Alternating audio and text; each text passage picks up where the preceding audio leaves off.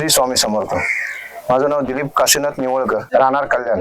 स्वामी समर्थांबद्दल जर मला सांगायचं असेल तर 2016 मधला माझा प्रचंड संकटामध्ये मी होतो. तर रात्रीच्या वेळेला 2-2:30 वाजता मी झोपलो होतो. झोपल्यावरती मला साक्षात म्हणजे श्री स्वामी समर्थ माझ्या स्वप्नामध्ये आले.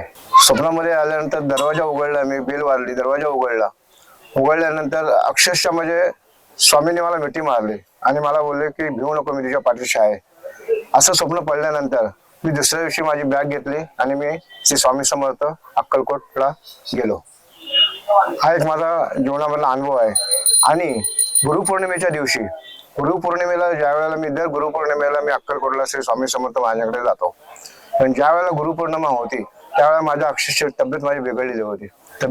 माझे दोन्ही हात दुखत होते खूप. मला साधे कॅरी बॅग पण हातामध्ये घेता येत नव्हती. मी घरी आलो आणि डॉक्टरकडून घरी आल्यानंतर कॅलेंडर बघितलं तर गुरुपौर्णिमा आहे उद्या. असं समजल्यानंतर मी स्वामींना निवेदन केलं. माझ्या घरी स्वामींची मूर्ती फोटो होता, तर मी निवेदन केलं की स्वामी न कर माझ्या लक्षात नाही आलं, पण माझी तब्येत बरी नाही, पण मला गुरुपौर्णिमेला तुमच्याकडे अक्कलकोटला यायचं आहे. तर मी अशा परिस्थितीमध्ये सिद्धेश्वर गाडी पकडली आणि मी अक्कलकोटला पोहोचलो. माझं काही रिझर्वेशन नव्हतं, काही नव्हतं.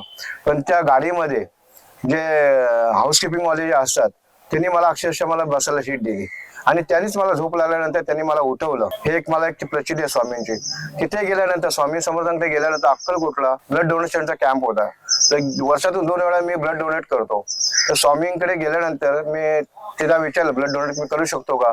त्याने विचारलं की काय प्रॉब्लेम आहे का तुम्हाला, डायबिटीस. मला डायबिटीस काही नाही, तर माझे 2 हात दुखत आहेत, तर ब्लड चालत असेल तो चालेल मला. तुम्ही ते ब्लड डोनेट केलं. तिथे ब्लड डोनेट केल्यानंतर आता महाप्रसादाला मी लाईनीमध्ये उभा राहू शकत नव्हतो.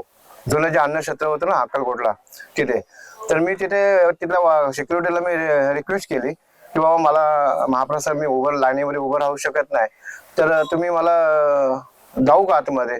तर ते म्हणतात नाही जाऊ शकत नाही, तुम्हाला सोडलं तर बाकीच्या इतर लोक पण येतील म्हणून. तर अचानक असं मी पाठ वळली तेवढं आता त्या वाटमीला कोणी आवाज दिला आतून की बाबा त्या ग्रस्ताला आतमध्ये पाठवा. मग मी आतमध्ये गेल्यानंतर मला तिथे महाप्रसादाला बसवलं.